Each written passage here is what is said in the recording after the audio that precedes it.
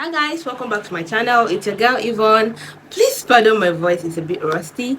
Okay, today basically the continuation of the series that I said last week on what really makes a woman beautiful. We looked at the different standards set by the society, set by where we grew up from, culture and the likes.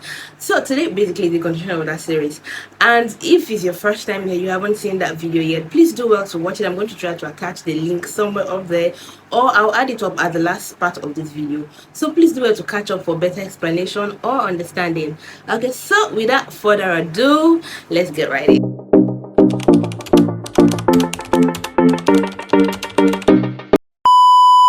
Hey, welcome back. All right, so like I said last week, I talked about different definitions of beauty, or what makes a woman beautiful, that has been set by society, by culture, by where we grew up from, and the likes. I also shared a video of a lady that felt she wasn't up to the standard, the regular standard of a beautiful woman, or what they call a beautiful woman.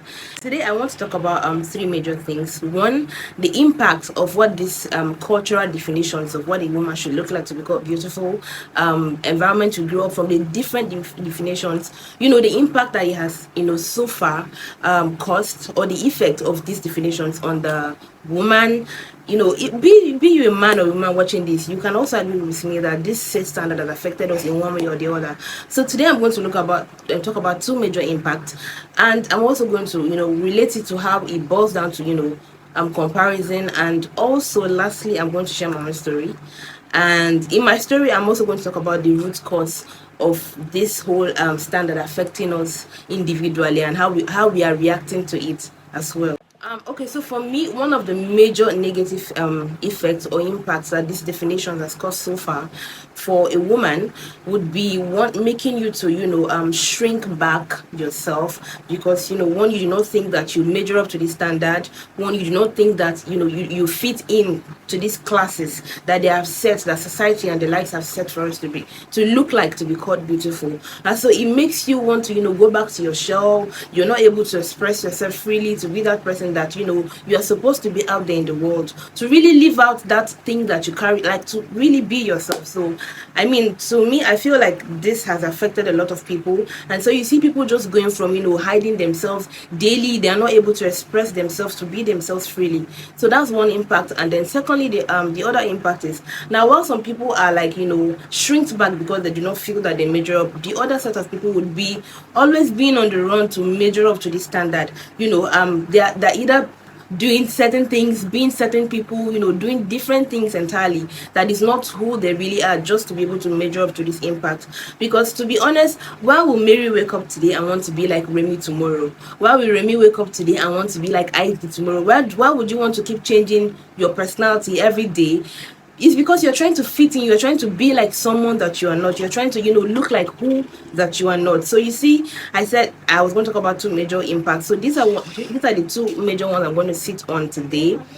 Now what I want to say is that on the area of wanting to be like someone else, and this is where my own personal story is going to come in. Like I said, have I been affected by this standard? Of course I have been. In different times I've had to compromise on a lot of things and do things that on normal day I will not even be proud of doing, because I wanted to, so to say, measure up to this standard in quotes, or I wanted to look like what the culture would define as an ideal woman. So now I'm going to just talk about the major root cause. So now, what is really the major root cause of Mary wanting to be like Remy today, or wanting to be like Isaac the next day? What exactly is the problem? What exactly is causing it? Why won't Mary want to be herself? One, like I said, the impact is because Mary doesn't feel like being herself is good enough, or is like the ideal woman. So she thinks, if I modify myself, if I change the way I talk or the way I look, if I can just somehow manipulate things and become like Remy, perhaps I will be accepted, or perhaps I will be able to fit in properly into this class. Now I want to talk about the major root cause of it. Now, what is making Mary to really do these things? One, which I'm going to bring in a bit of my story here, is because one, Mary has not actually found herself. Mary doesn't really know who she is. Mary has not been able to get to a point where she has discovered herself or know who she is.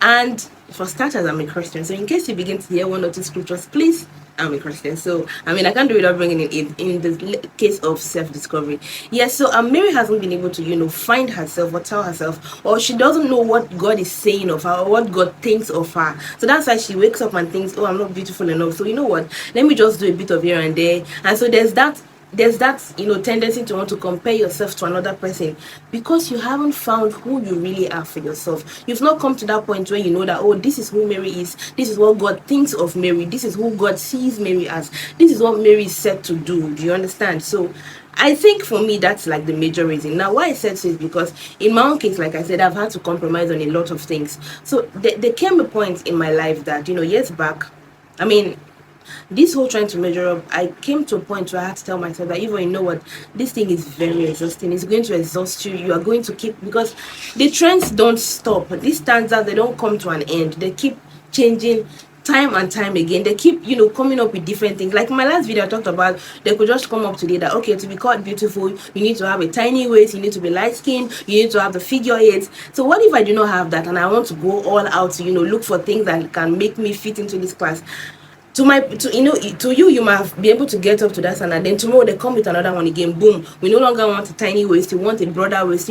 These things keep changing. So I had to come to a point in my life where I told myself that, you know what, these things are getting exhausting. You cannot keep up.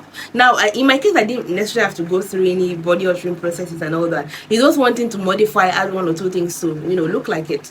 So I had to come to that point where I had to take a step back.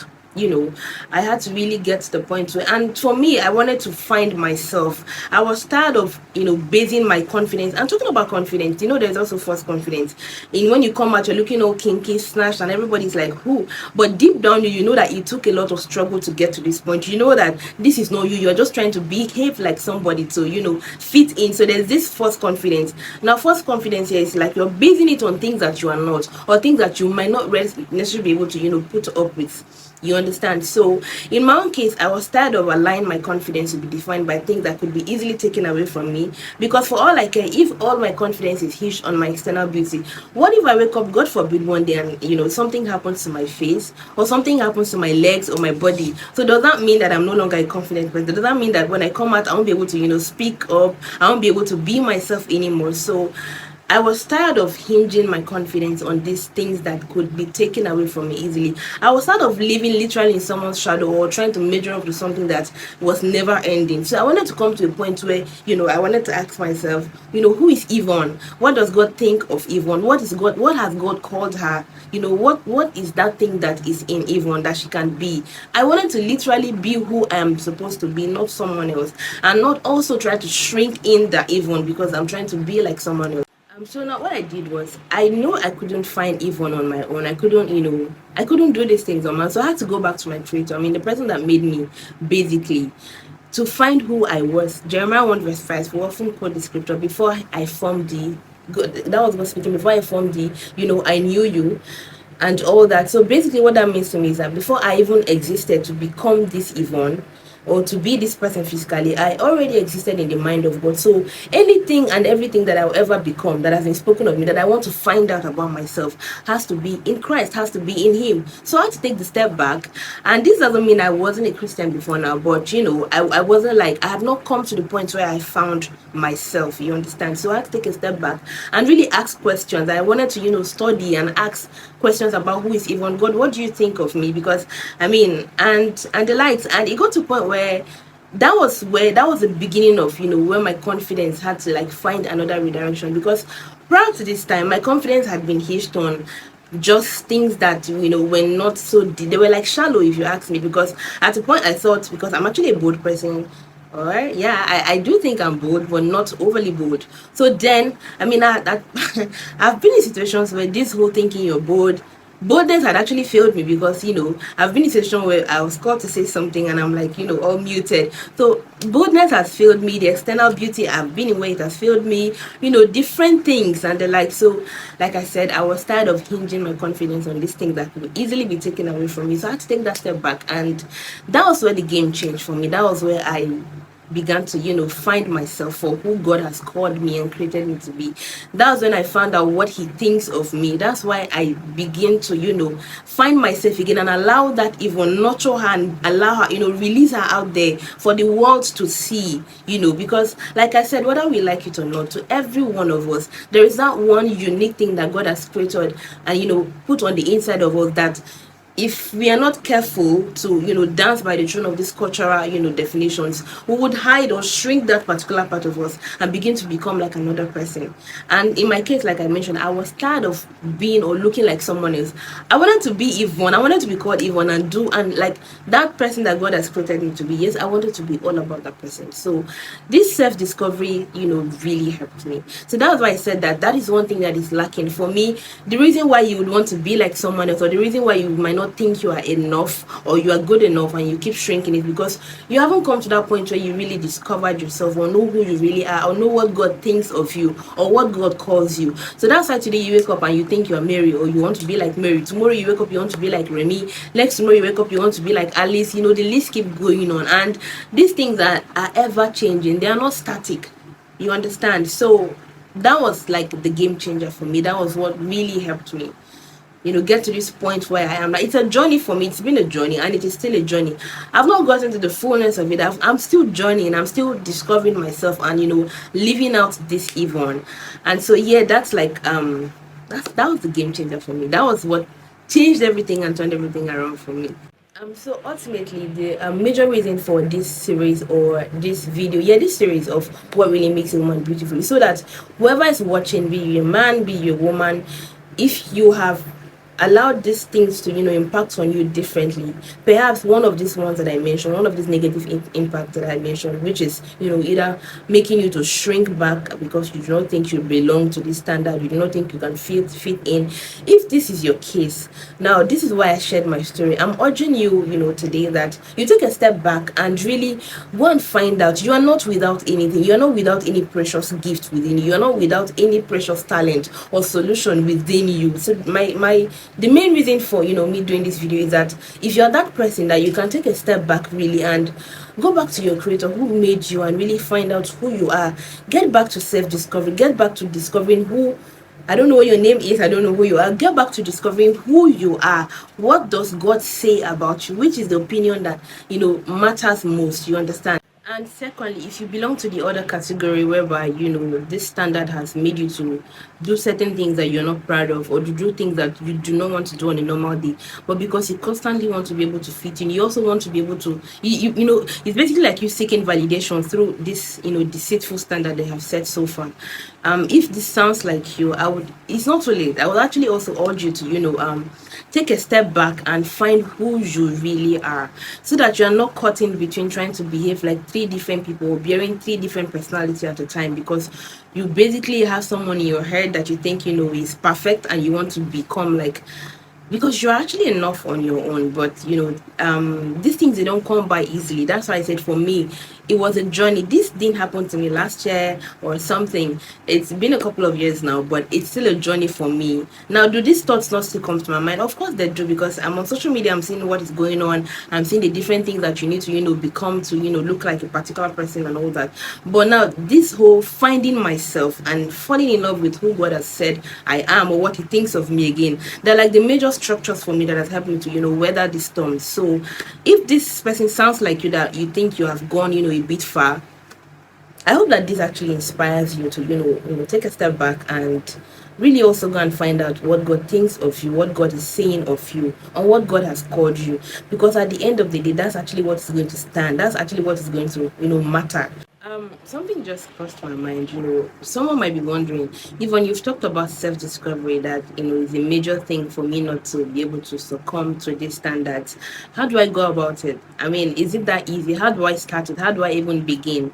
That's okay. In my next video, I'm going to share how I started mine, the little step that I had to put on the way to make the journey easier for me, the little structure that I had to put up to make it easier for me as well. And secondly, you might also be asking yourself questions. You might be saying that, even this thing, you're making it sound so easy. I mean, for me, I've indulged in these different practices. I've become like different people. I mean, I've gone too far. It's like I've raised a bar for myself, an unrealistic bar for myself. So how do I drop down? How do I step back in becoming, the real me? And you understand? And I think it's actually important, because that means who you have become so far is not really who you are. It's been someone else's shadow. And so you might be wondering, how do I step back? Is it going to mean I'm going to drop back in my standard? Is it going to mean that I would change? I'm going to look somehow, I'm not going to look unkept and all that? To be honest, that's not the case. As a matter of fact, when I found myself, it made me even more happier to, take care of myself. Like I said, it shifted my focus, and it made me even take care of myself better. As you see, if you really find out for yourself what God thinks of you, if you know what God thinks of you, in fact, it could even make you a bit proud. That's the truth. It could make you even feel proud, because it's a whole lot of beautiful things that he thinks of you.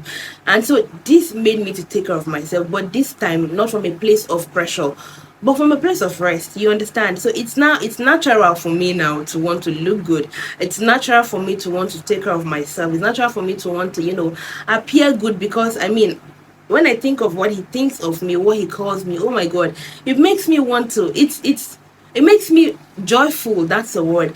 That's why I'm sharing this, so that it can inspire you to take a step back and really go and find out who you are for yourself, not what the world thinks you should be, not what the world thinks you are, who you are, that God has called you to be. That beautiful human, that brilliant woman that God has called you to be, that smart woman, that amazing person that God has called you to be. So that's really ultimately the reason why I started this series. So like I said, in my next video, I'm going to share more light into how I started the journey and how I have gotten to where I am. It's a journey of becoming who, the person that God has called you to be. You understand? So to me, it's a journey, and it's been a beautiful one. I'm still on it, so I'm going to share tips, the different structures like I've mentioned and all that. So yes, guys, thank you so much for staying till this minute. Thank you for watching. Thank you for subscribing as well. And if you haven't done that, please do well to subscribe. And if you enjoyed this video, please do well to give it a thumbs up, and let me know what you think. If you want me to add any other thing to the next video I'm going to make, please add it up in the comment section. And if you have any other suggestion, anything at all, any question, you can reach out to me either via DM. I'm going to add my IG handle there, or any who just reach out to me, and you can drop in the comment section as well. So please, thank you again for watching and staying tuned. I'll see you guys in my next video. Get ready for what is coming. Bye. Ciao.